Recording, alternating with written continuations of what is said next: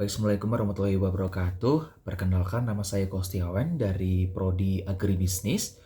Mohon izin, NIM saya 0539349953. Pada kesempatan kali ini, mohon izin untuk menjawab beberapa pertanyaan dari tugas 3 dari mata kuliah dasar-dasar penyuluhan.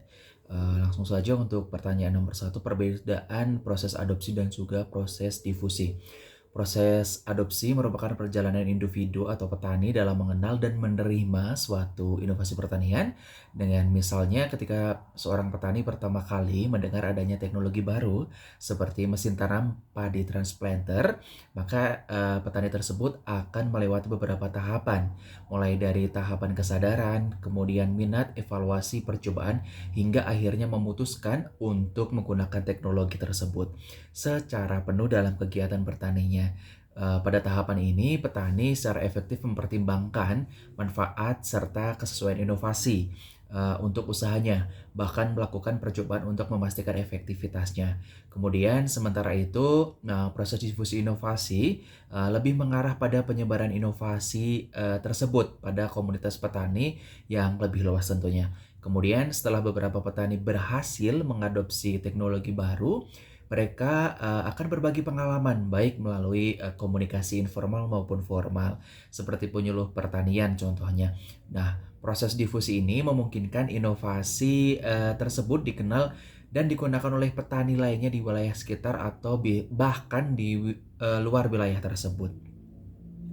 Kemudian untuk contohnya sendiri, inovasi pupuk organik yang awalnya hanya digunakan oleh beberapa petani di satu desa dapat menyebar melalui grup tani atau penyuluh pertanian ke desa-desa tetangga, sehingga banyak petani yang mengadopsi cara tersebut. Kemudian untuk selanjutnya, untuk pertanyaan nomor 2, untuk jawabannya, seorang penyuluh pertanian memiliki peran penting dalam mempercepat proses difusi inovasi pertanian kepada para petani tentunya. Untuk mewujudkan hal ini, penyuluh dapat melakukan beberapa upaya strategis. Untuk yang pertama, penyuluh harus aktif melakukan penyuluhan dan sosialisasi yang interaktif mengenai teknologi atau inovasi baru kepada para petani. Dan tentunya harus menggunakan metode yang mudah dipahami juga dan sesuai dengan kondisi lokal. Misalnya mengadakan pertemuan kelompok tani dan diikuti dengan demo seperti itu. Kemudian untuk yang kedua, penyuluh juga harus berperan sebagai fasilitator dan motivator.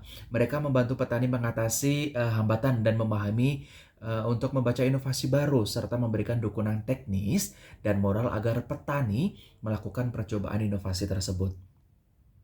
Kemudian yang selanjutnya adalah nomor 3, penyuluh menjadi agen perubahan yang efektif untuk mendorong perubahan pola pikir dan cara kerja petani agar lebih terbuka terhadap penerimaan teknologi baru. Mereka, para penyuluh ini juga bertugas memfasilitasi komunikasi agar petani sehingga penyebaran informasi dan pengalaman sukses dari salah satu petani kepada petani lainnya dapat terjadi secara lebih tepat, seperti itu. Kemudian selanjutnya nomor 3. Untuk jawaban nomor 3 ini, penyuluhan disebut partisipatif karena pendekatan ini menekankan keterlibatan aktif dan juga peran serta dari masyarakat, khususnya adalah petani dalam hal ini. Artinya, bukan hanya penyuluh saja yang memberikan informasi atau teknologi secara sepihak, melainkan petani juga ikut serta merencanakan, melaksanakan, kemudian mengevaluasi kegiatan penyuluhan tersebut.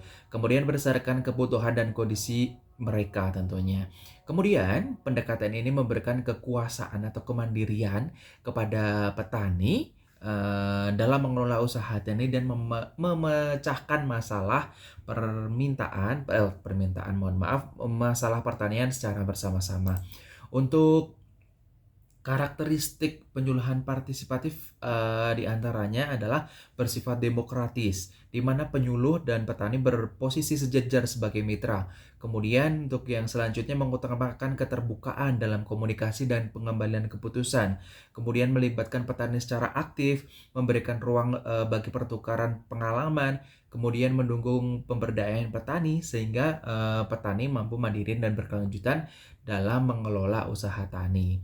Kemudian untuk yang selanjutnya, nomor 4, Pendekatan sistem latihan dan kunjungan atau laku dan pendekatan penyuluhan partisipatif memiliki karakteristik yang berbeda, tetapi saling melengkapi dalam upaya meningkatkan kemampuan dan juga kesejahteraan petani.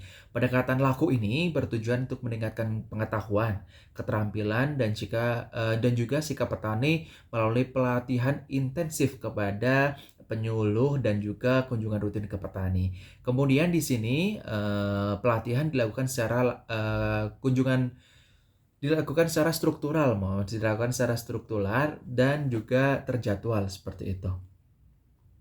Kemudian sebaliknya untuk proses pendekatan penyuluhan partisipatif, ini lebih menekankan keterlibatan aktif petani dalam seluruh proses penyuluhan.